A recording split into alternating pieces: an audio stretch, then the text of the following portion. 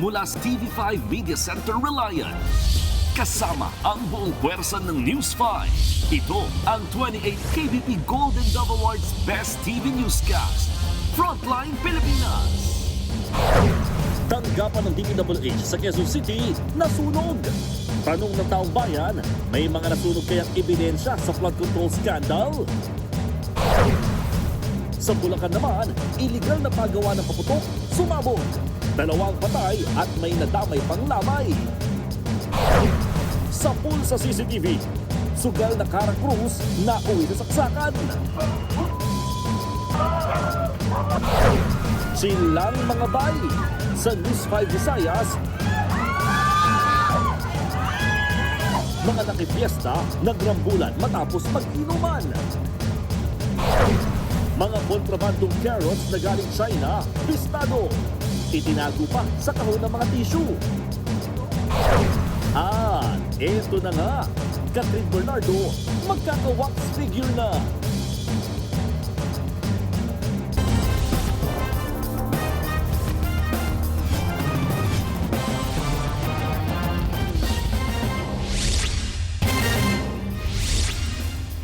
Nasunog ang isa sa mga tanggapan ng DPWH sa Quezon City. Pangamba ngayon ang nakararami, may nasunog bang ebidensya kaugnay ng maanumalyang flood control projects?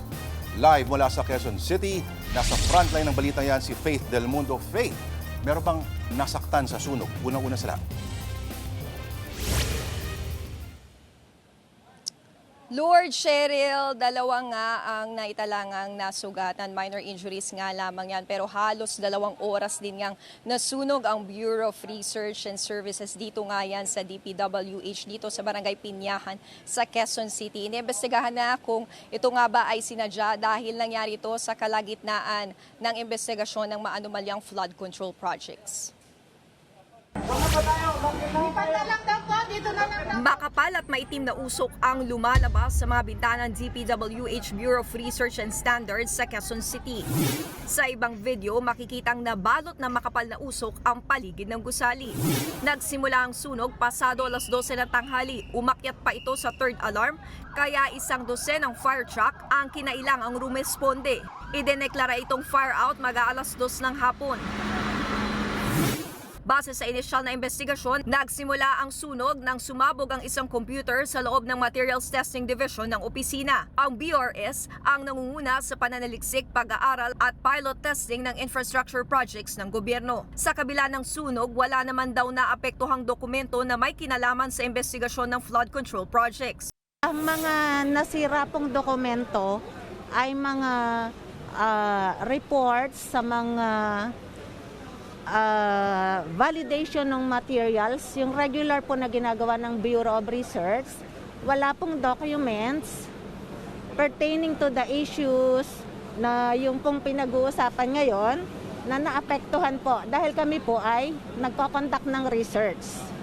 DPWH na rin mismo nagsabi na walang dokumentong may kinalaman sa flood control scandal ang nasa BRS building. Pero ayaw pakampante ni Ombudsman Boying Remulla. Pinaimbestigahan pa rin daw niya ito sa NBI at BFP para malaman kung sinadya ba ito. Madali naman malaman niya kung arson yun. Pero hopefully, ay natural cause yan. Pero I'm sure that there are backup documents naman pagdating dito.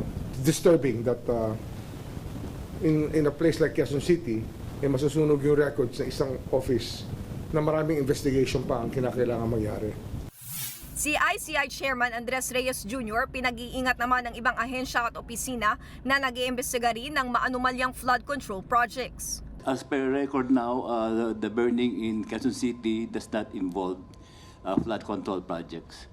But I did had a meeting with the COA and I told him that you have to secure all the records of the COA because as an investigator before with the Ombudsman, I know that there's a tendency for the criminals to burn down the office.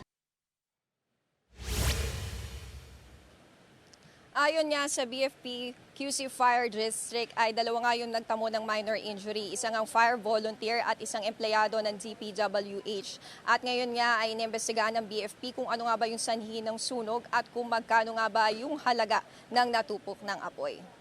Cheryl Lourdes. Maraming salamat, Faith Del Mundo. Kabi-kabilang sunog din ang sumiklab sa iba't ibang bahagi ng bansa. Sa Bataan, isang iligal na imbaka ng krudo ang natupok. Nabalot yan ng maitim at magkapal na usok kaninang umaga. Nadamay sa sunog ang transformer ng kuryente, 2 motorsiklo, tanker truck at mga container na may lamang diesel. Agad naman itong naapula. Sa Taguig City, nasunog din ang residential area sa Barangay Wawa. 2 bahay ang natupok at 3 pamilya ang apektado. Sa Cotabato City naman, 5 pamilya ang nasunugan sa Barangay Rosario Heights 4 kahapon. Inaalam pa ang kabuang halaga ng pinsala sa magkakahiwalay na sunog na yan at kinukumpirma pa rin ang sanhi ng apoy. Samantala, milyon-milyong pisong halaga ng sira at inaamag na mga carrots ang nasabat sa Maynila. Napag-alaman ding smuggled na mga yan galing China. Nasa frontline ng balitang yan, si Carrie Cator. Pinagbubuksan ng Bureau of Customs ang 3 container van na ito sa Pantalan sa Maynila. Bumungad sa kanila, kahon-kahong mga tissue. Pero sa bandang gitna, tumambad ang mga puting lalagyan na naglalaman pala ng smuggled carrots galing China. Nagkakahalaga raw yan ng nasa 13.2 million pesos. Pinagdudahan yung mga shipments na to as containing misdeclared items. Bakit biglang, minsan nag-iiba bigla yung timbang. May kita mo naman ang deklarasyon, bathroom fixtures, napkins, and storage boxes. Masangsang na ang amoy ng kahon-kahon ng mga carrots na ito na nasabat sa Pantalan sa Maynila. Kung makikita nyo nga rito, inaamag na ang iba. Ayon sa BOC, halos 3 linggo na mula nang dumating ang mga ito.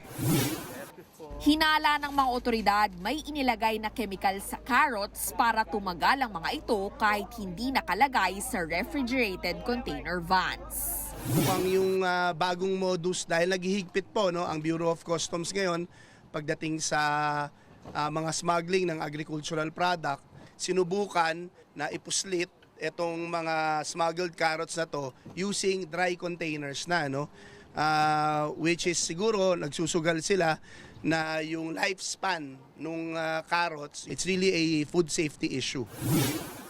Sisirain na rin ng mga otoridad ang nasabat na carrots dahil delikado na ito sa kalusugan, habang kakasuhan ang consignee ng paglabag sa Anti-Agricultural Economic Sabotage Law. Patuloy raw maghihigpit ang BOC kontra smuggling, lalo't inaasahang dadami pa ang imports ngayong magpapasko. Nagbabalita mula sa Frontline, Carrie Cator, News 5. Showbiz, eto na nga! Mga kapatid, eto na nga ang mga latest showbiz balita ngayong Miyerkules. From K-drama to reality ang atake ng scenic tour sa Seoul, South Korea ng isang streaming platform. Kabilang po ang News 5 sa mga naimbitahan para bisitahin ang mga lugar na tumatak sa ilang hit K-series. Nasa frontline ng balitang yan, si MJ Marford. May pa-pig fields, pa-yacht, at may pa-army goals pa. Kumpleto sarkado sa talagang K-drama fantasy sa Soulmates with Prime Video Tour dito sa Seoul, South Korea. Siyempre, kasama ng News 5 ang mga certified K-drama fans. Gaya na lang ni Denise Lauret na isa sa mga nominee sa Awit Awards powered by Vibe na mapapanood na sa TV5 sa November 17. Finalist pala ako. And Skastakli for our duet, Ligaw na Bullet, for the Awit Awards. Win or lose, I'm just so thankful to be in the lane with such wonderful artists. I love that Filipino original music is the way it is right now. It's booming, it's creative, it's full of fire and passion. So to be a part of that is just amazing. Agree! Kasing amazing na experience sa aming first stop, ang building ng Big Hit Entertainment sa Gangnam, kung saan nag-spend ng kanilang trainee days ang global sensation na BTS. Pag army ka, etong panata mo, talagang magbibigay ka ng iyong pagpupugay at mensahe sa sa BTS. So hindi ko na alam kung sana ko susulat dahil sobrang punong-puno siya, pero eto na. Love you. Dahil ang bias ko ay si J-Hope. Yes. Na sobrang galing niya sumayaw. Ganon. Ganon siya sumayaw. Nakita ko gumaganon siya sa Hope on the stage eh. So, para sa'yo yan. Ilan nga sa mga BTS specials ang mapapanood sa Prime Video. Gaya ng BTS Yet to Come at Hope on the Stage. Eto, familiar ba? Head Over Heels, Alchemy of Souls, at marami pang iba. Dito sinud sa Garden of the Morning Calm na more than an hour away lang from Seoul. Ang Butterfly series ni Asian superstar Daniel Dae Kim, dito naman sa Namsan Hanok Village, Kinunan. And for the grand finale, sunset sailing sa Han River. Abangan ang new shows ng K-superstars na sina Lee Jung-jae at Park Seo-joon sa Prime Video soon. Nagbabalita mula sa Frontline. MJ Marfori, News 5. Susunod, guro na naghihintay ng anak sa bus terminal patay sa pamamaril. Lalaking nagkakara cruise, pinagsasaksak ng 17 anyos. At Asia superstar Catherine Bernardo, magkakaroon na rin ng wax figure. Abangan ang lahat ng yan sa pagbabalik ng Frontline Pilipinas.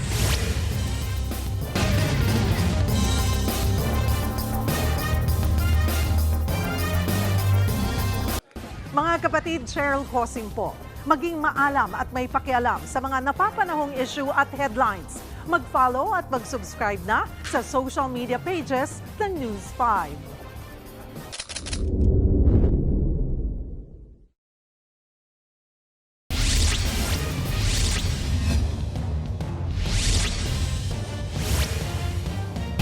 Patay ang isang guro matapos pagbabarilin sa bus terminal sa Lamitan City, Basilan. Hinihintay lang ng biktima ang kanyang anak nang mangyari ang krimen. Ania sa Frontline sa balita, si Bril Montalvo ng News 5 Mindanao. Humagulgol ang babaeng yan habang yakap ang kanyang nakahandusay na mister sa terminal ng bus sa Barangay Malinis sa Lamitan City, Basilan. Ang biktima, 40 years old na guro at barangay kagawad na si Nadsri Tarahin. Base sa investigasyon, hinihintay ng biktima sa terminal ang kanyang anak nang bigla siyang lapitan at pagbabarili ng isang lalaki. Nang maisakatuparan ang krimen, tumakas ang gunman sakay ng itim na pick-up. Namataan din ang isa nitong kasabwat na sakay ng puting motorsiklong walang plaka. Dinala pa sa ospital ang biktima pero idineklara ring dead on arrival. Labis naman ang hinagpis ng anak ng biktima sa nangyari. Agad namang nagkasa ng hot pursuit operation ang mga pulis. Dito na naaresto ang dalawang suspect. Na-recover sa kanila ang dalawang 45 caliber pistol, mga bala at 34 na sachet ng hinihinalang shabu. Tikom pa ang bibig ng mga suspect kung bakit nila pinatay ang kagawad. Mahaharap sila sa patong-patong na reklamo. Nagbabalita mula sa Frontline, Bril Montalvo, News 5, Mindanao.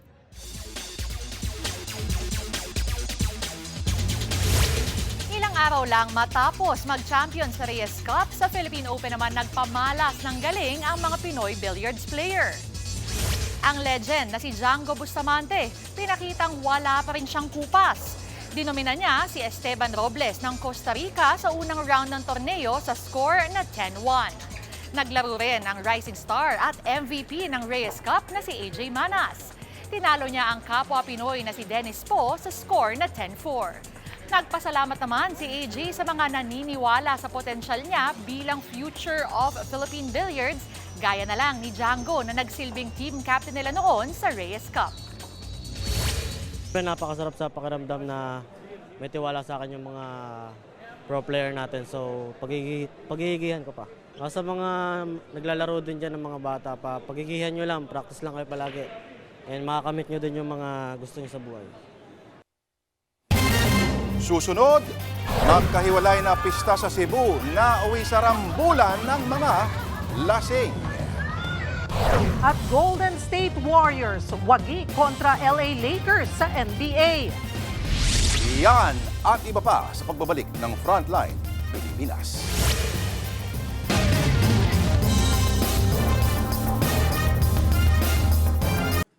Mga kapatid, Julius Babaw po.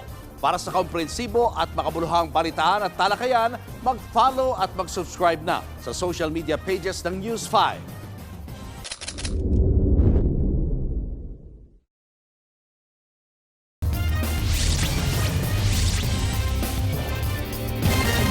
Kumpiyansa si Senate President Tito Soto na mananatili siya sa pwesto sa pagbabalik ng sesyon. Ayon kay Soto, walang rason para mangamba na magkakaroon ng rigodon. Suportado naman daw ng mayorya ng Senado ang pagbabalik ni Senador Ping Lacson para pamunuan ng Blue Ribbon Committee. Unang sinabi ni Lacson na dapat maging handa sa posibilidad ng pagkawala ng Senate presidency kay Soto kapag bumalik siyang chairman ng Blue Ribbon. Sa November 10 ang pagbabalik ng sesyon.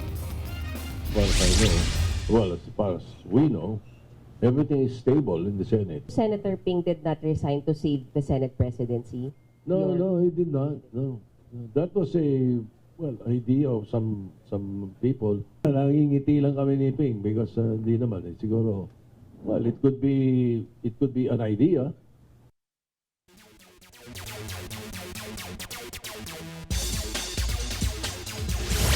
Nanaig ang Golden State Warriors ay inaabang ang tapatan nila ng Los Angeles Lakers sa NBA. Hindi kinaya ng Lakers ang tandem ni Jimmy Butler at Stephen Curry.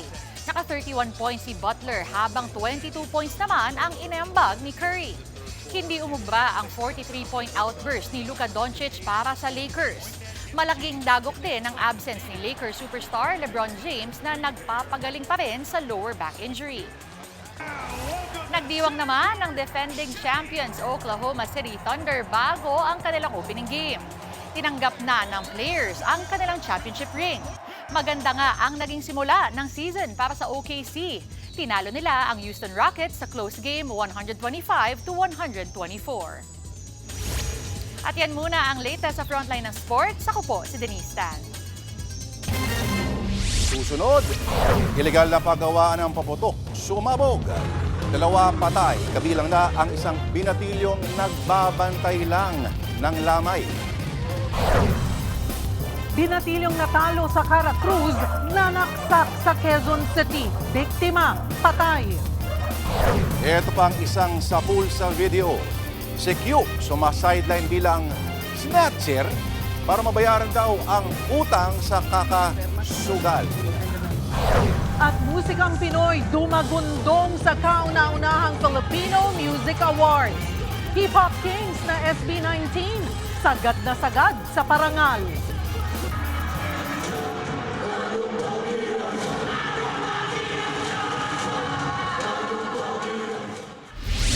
Tutok lang mga kapatid, magbabalik pa ang Frontline Pilipinas.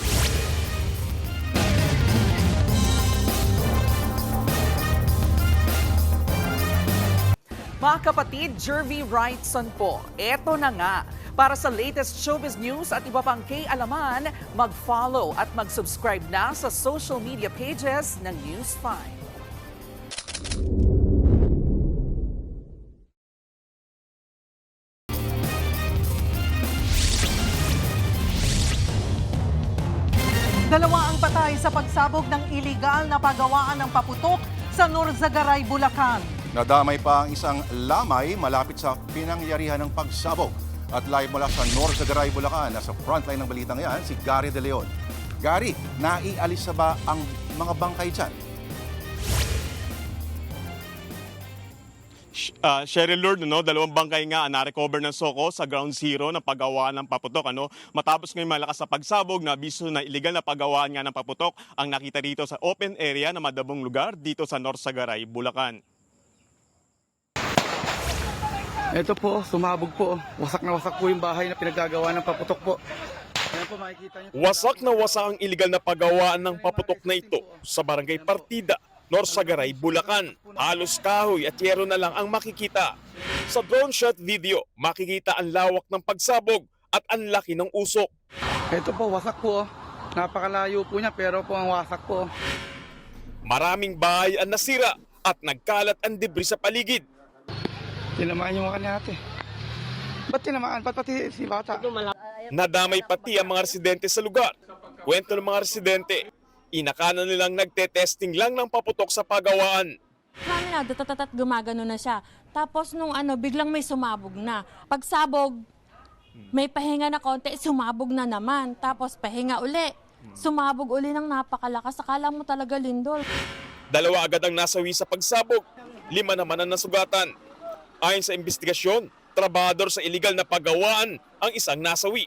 Habang ang isa pang patay ay binatilong nagbabantay lang ng lamay ng kanyang kapatid na tabi lang ng pagawaan. Natutulog lang po yan kasi galing po sa lamay. Ngayon nga po yung kabaong ng kapatid, durog-durog pa po yung salamin. Nandito ako ngayon sa Ground Zero kung saan naganap yung pagsabog ng pagawaan ng iligal na paputok. At sa aking likuran, makikita pa yung mga parte ng paputok na ginagawa nila na natira pa. At sa lakas nga ng pagsabog, napunta pa yung mga debris ng bahay sa itaas ng puno. At yung mismong pagawaan sa tabi nito, halos wala nang makikita pa.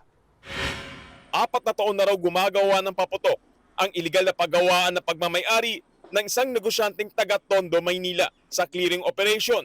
Tumambad ang mga nakaimbak na finished product ng mga malalakas na uri ng paputok. Under investigation po natin kung ano yung pinagmulan ng pagsabog. Paalala po natin kung may mga illegal o mga pagawaan ng paputok na malapit sa residential area ay agad pagbigay alam sa mga kinaukulan. Patuloy ang assessment ng Bureau of Fire Protection sa lawak ng pinsala ng pagsabog. Cheryl Lord, sa ngayon ay kinordon na ng PNP yung itong lugar na kung saan naganap ngayong pagsabog. Dito sa mga tarpaulin na sa aking likuran, dyan nakalagay yung mga nakaimbak pa na mga paputok na hindi pa rin sumasabog. Mga malalakas na paputok ito, kaya babantayan nila ito. At sa kaliman na may pumunta ng mga tao dito. Nasa gitna ito ng bukid, madilim at maputik yung lugar, kaya medyo delikado rin. Pero open ang area. 13 bahay nga ang inisyal na bilang na nasira sa pagsabog. 2 barangay naman ang maaaring naapektuhan ayon sa BFP. Ang barangay Pulinggian at Barangay Partida. Ilan sa titingnan nila yung mga damage na maaaring naganap sa mga eskwelahan. Cheryl Lourdes. Alright, maraming salamat at mag-ingat kayo dyan. Gary De Leon.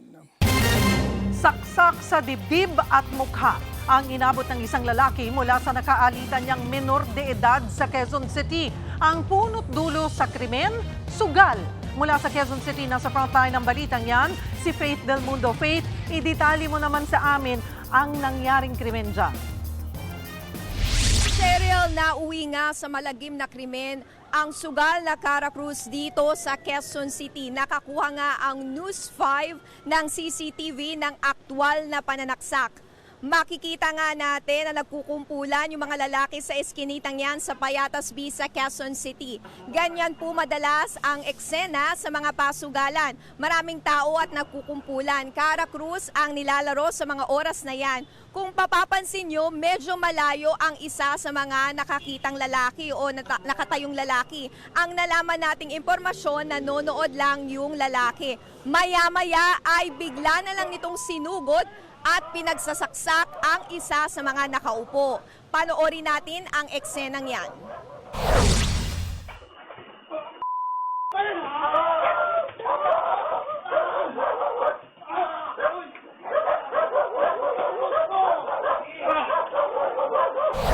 May nakaharang na lalaki doon sa CCTV kaya hindi gano'n nakita ang aktwal na pananaksak. Pero pagkatapos niyan, makikita nating nakatayo pa ang biktima at nakatakbo pa palayo.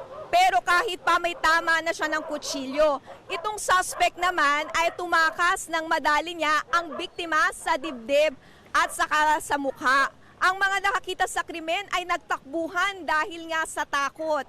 Ideneklara namang dead on arrival yung biktima. Base sa investigasyon, sugal ang punot dulo ng krimen. Idedetalye nga sa atin yan o idedetalye nga sa atin yan ng tagapagsalita ng Quezon City Police District ng Quezon City ang kwento bago nga nangyari ang pananaksak. Pakinggan natin. Bago po itong pananaksak ay allegedly itong suspect at ang biktima ay nagkaroon ng mainit na pagtatalo at sila po ay magkasamang nagsusugal. And then pagkatapos silang magkaroon ng mainit na pagtatalo, pareho din silang umalis. Pagbalik niya ay siya naman ay nakipaglaro dun sa ibang sa ibang tao. Ito namang suspect ay biglang lumapit sa kanya at yun po sinaksak po itong biktima sa dibdib. Iniwasan niya sana kaya siya tumakbo. Pero nadapa Tapos nung nadapa siya, napuruhan yung medyo malalim yung sugat kasi 11 inches. Sa huli, sumuko na rin nga sa otoridad ng suspect na 17 years old lang pala. Cheryl, tumanggi naman nang magpa-interview ang pamilya ng biktima pero nananawagan niya sila ng hustisya para sa kanilang kaanak. Ang mismong suspect naman ay nasa pangangalaga na ng DSWD at naharap sa reklamong murder. Cheryl? Yan ang ulat ni Faith Del Mundo mula sa Quezon City. Nang hablot naman ng wallet ang isang security guard sa Lapu-Lapu City. Ang kanyang dahilan, lubog siya sa utang kasusugal. Nasa frontlining balita si John Arawa ng News 5 Visayas. Sa kuha ng CCTV na ito sa kalsada ng Barangay Gunob sa Lapu-Lapu City, makikita ang paglabas ng babaeng yan sa ospital papuntang bakery. Sa kabilang lane, makikita ang isang rider na nakasuot ng puting t-shirt. Huminto siya sa tapat ng bakery kung saan bumibili ang babae na para bang may hinihintay. Ilang saglit pa tumawid na ito papunta sa babae. Halos 1 minuto rin ang itinagal bago makita sa video ang kanyang pag-alis. Hindi na nahagip sa CCTV pero ninakawan na pala ng rider ang babae. Agad namang nag-report sa barangay ang biktima. Parang nashock siya, tumakbo siya dito sa barangay para humingi ng tulong. Hindi masyadong makita yung mukha niya kasi naka-helmet siya eh. Yung plate number lang talaga ang natuntun namin. Ayon sa biktima, nasugatan pa siya nang itinulak umano siya ng suspect saka kinuha ang kanyang mga gamit. Nahulog at nabasag ang kanyang cellphone habang natangay naman ang kanyang pitaka na may lamang 500 pesos. Agad namang natunto ng suspect sa tulong ng mga CCTV sa lugar. Napag-alamang isa pala siyang security guard sa isang resort. Inamin naman ng suspect ang krimen. Dahilan niya. Sorry kayo ma'am. Pauwi na sana ako, pero ikaw ang nakita kong magagawa kong target. Kaya pasensya talaga. Ang sugal kasi ang dahilan kaya ako nagkautang-utang ngayon. Kala ko masusolusyonan ko ang problema ko kung magnanakaw ako. Pero lalo lang itong lumala. Ayon sa mga otoridad, dati nang nakulong ang suspect dahil sa pagnanakaw. Sa ngayon, pansamantala siyang nakalaya tapos magpiyansa. Nagbabalita mula sa frontline, Jan Arua, News 5, Visayas! Magkahiwalay na fiesta sa Cebu ang nauwi sa rambulan ng mga lasing na lalaki. Isa dito ang nag-ugat umano sa selos. Nagbabalik si John Arawa ng News 5 Visayas. Bakbakan sa fiesta, 2 lalaki ang nagpalitan ng suntok. Pero nakiresbak ang kanilang tropa, kaya nauwi na sa Rambol. Ganito tinapos ng 2 grupo ng mga lasing na lalaki ang piyesta sa Barangay Poblasyon, Talisay City, Cebu. Natigil lang umano ang gulo nang may umawat sa kanila. Isang party po is nagalit kasi binusinahan sila. At the same time, kaya yun nagrambulan. Pero kahit tapos na ang rambol, hinanap pa rin ng mga pulis ang mga sangkot. Voluntaryo naman silang sumuko at nagsorry. Sa aking mga kasamahan, humihingi ako ng pasensya. Humihingi ako ng tawad sa iskandalong nagawa namin. Hindi rin namin inasahan yon. Humihingi lang ako ng tawad. Napakalaking kawalang galang yun sa Talisay. Sisikapin namin na hindi na yun maulit. Pero kahit bati-bati na sila, inireklamo pa rin sila ng alarm scandal ng Talisay Police.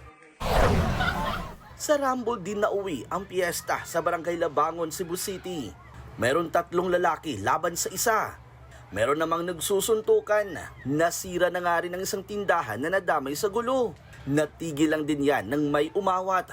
Napag-alamang lasing ang mga lalaki at nagmitsa umano ang away sa selos. May isang lalaki na nagpayo lang sa mga binata. Hindi naman niya inakala na siya palang sasapakin. Lasing na kasi sila noon at parang uminit na ang ulo nila. Ayon sa barangay, dayo lang umano ang mga sangkot sa gulo at agad ding nagsialisan matapos ang pangyayari. Nagbabalita mula sa frontline, Jan Arua, News 5, Visayas! At may bagong aabangang hearing ang publiko sa susunod na linggo. Inanunsyo na ng Independent Commission for Infrastructure o yung ICI na isa sa publiko na nito ang mga pagdinig sa investigasyon sa maanomalyang flood control projects. At nasa frontline ng balitang yan, si Mobile Journal Merrimon Reyes. Kaliwat kanan ang panawagang isa publiko ng Independent Commission for Infrastructure ang mga pagdinig nito kaugnay ng flood control scandal. Sa pagpupulong ng Senate Committee on Justice and Human Rights organizational meeting kasama ang mga miyembro ng ICI, inanunsyo ng komisyon na ila-livestream na nila ang mga pagdinig sa susunod na linggo. We don't have the facility and we don't have the rules of procedure, but we will already shorten the procedure. In spite of no rules allowing us, we will now go on live stream next week. Once we get to be able to have the technical capability with us already. Pabor naman dito si Makati Business Club Chairman Apa Ongpin, pero giit niya may mga pagkakataong kailangan pa rin ng closed-door sessions para maprotektahan ang karapatan ng mga inaakusahan. Because, speaking as a former journalist, this can very easily turn into a circus. I mean, it already has in some cases.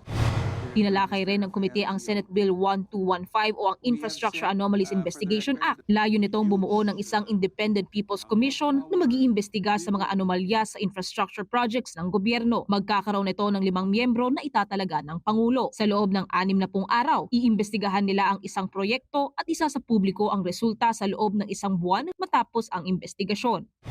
Kung may sasabatas ang komisyong ito ay magiging mas malakas at mas malaya kumpara sa kasalukuyang ICI sa ilalim ng isang executive order.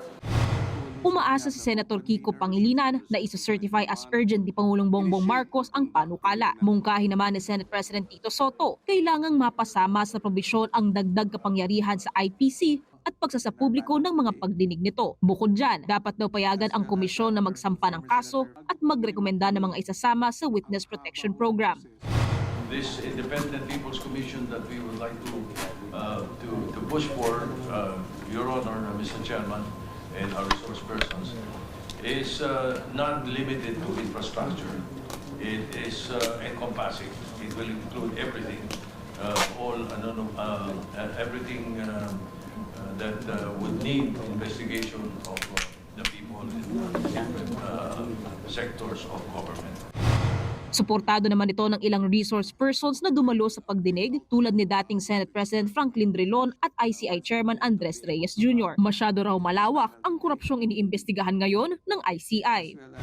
This thing is outrageous and makes me cry that how can these people get away with 500 billion pesos? ICI is only 39 days old.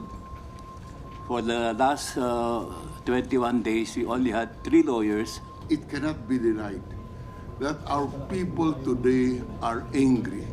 They are angry because of what they see to be the massive corruption in government. This impunity to me is because of the failure of our citizenry to observe the rule of law. They have disregarded the rule of law. Nagbabalita mula sa Frontline. Mobile Journal, Merrimon Reyes.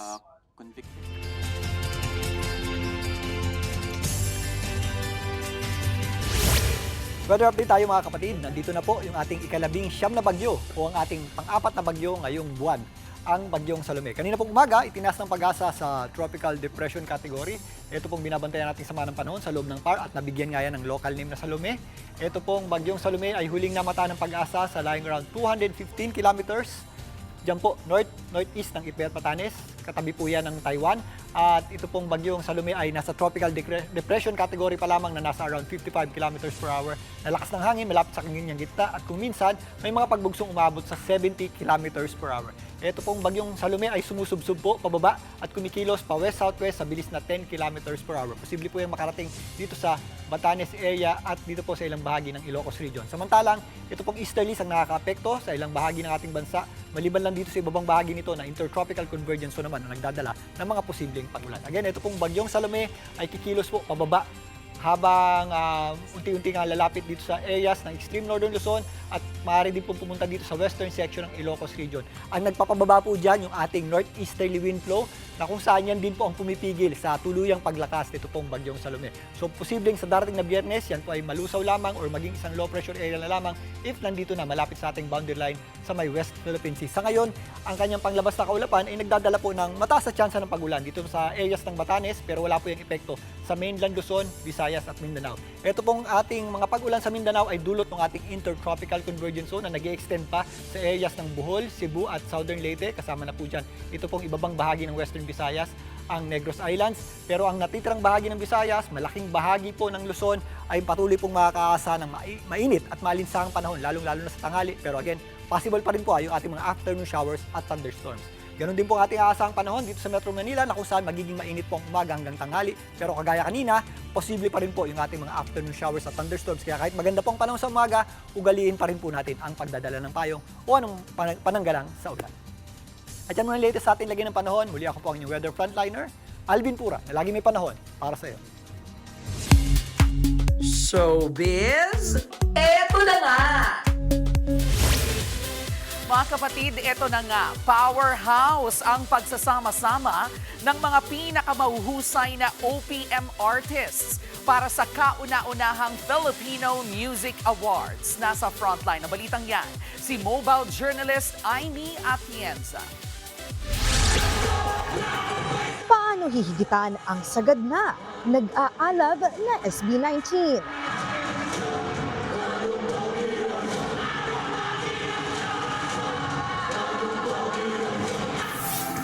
Makapangyarihang performance ng Ben and Ben and Mahalima.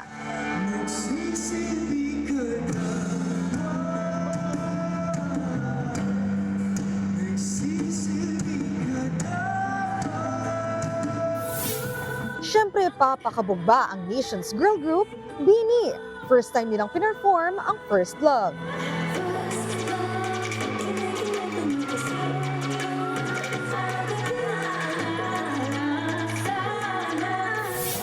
At sino bang hindi mapapasenti sa multo ng Cup of Joe?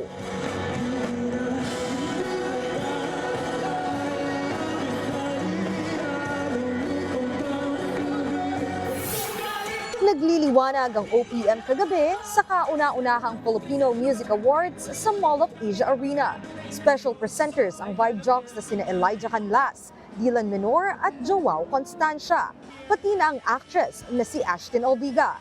Hakot Award ang P-Pop Kings na SB19, sila ang Artist of the Year, People's Choice Awards for Song, Pop Song of the Year para sa Dungka. At Tour at Concert of the Year ang simula at wakas. Double win naman ang Cup of Joe for Multo, winning as Song of the Year, habang Album of the Year naman ang Silakbo. Alternative Song of the Year ang IANS ni Zild.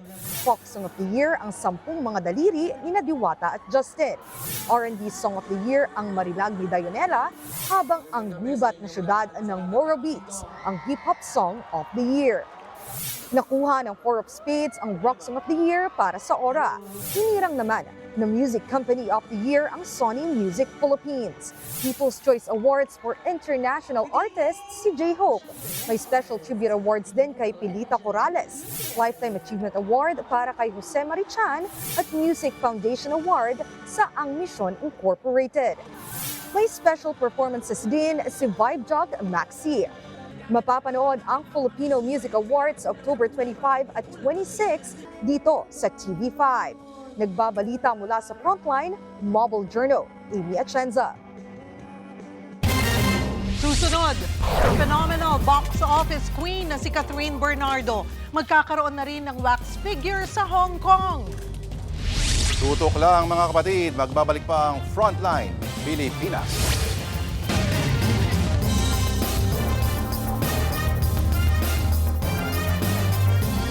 Mga kapatid, Cheryl Cosing po.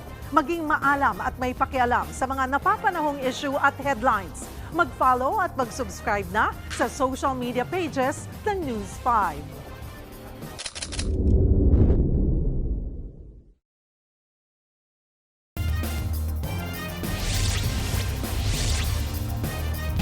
Kaduda-duda para sa mga senador ang pagkasunog ng isang gusali ng DPWH sa Quezon City.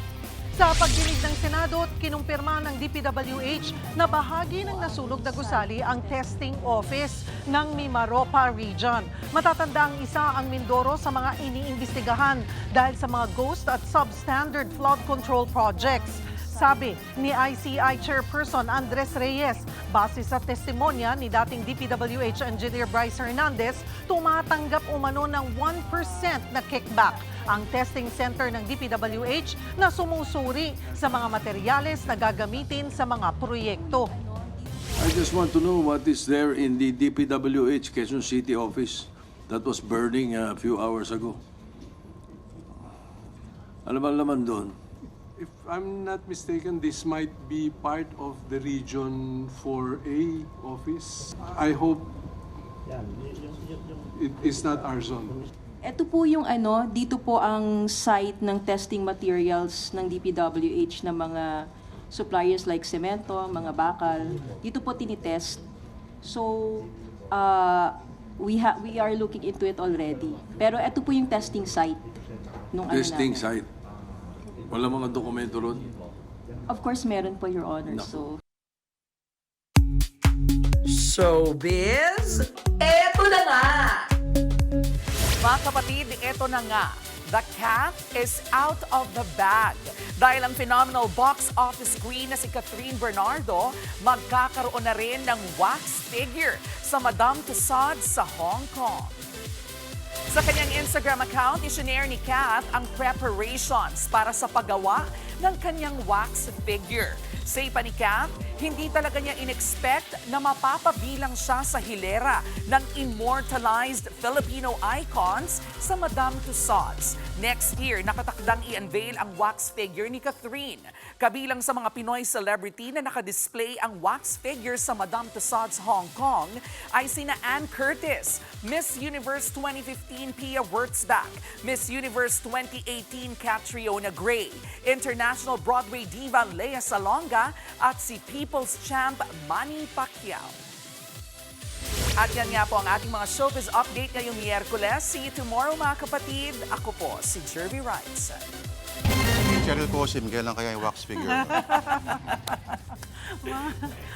Abangan niyo po kami bukas. Baka sakali. Bukas po dito sa TV5 sa 1PH RPTV, True TV at 105.9 True FM. Kami ang inyong kapatid sa balitaan at public service. Walang iwanan sa Frontline Pilipinas.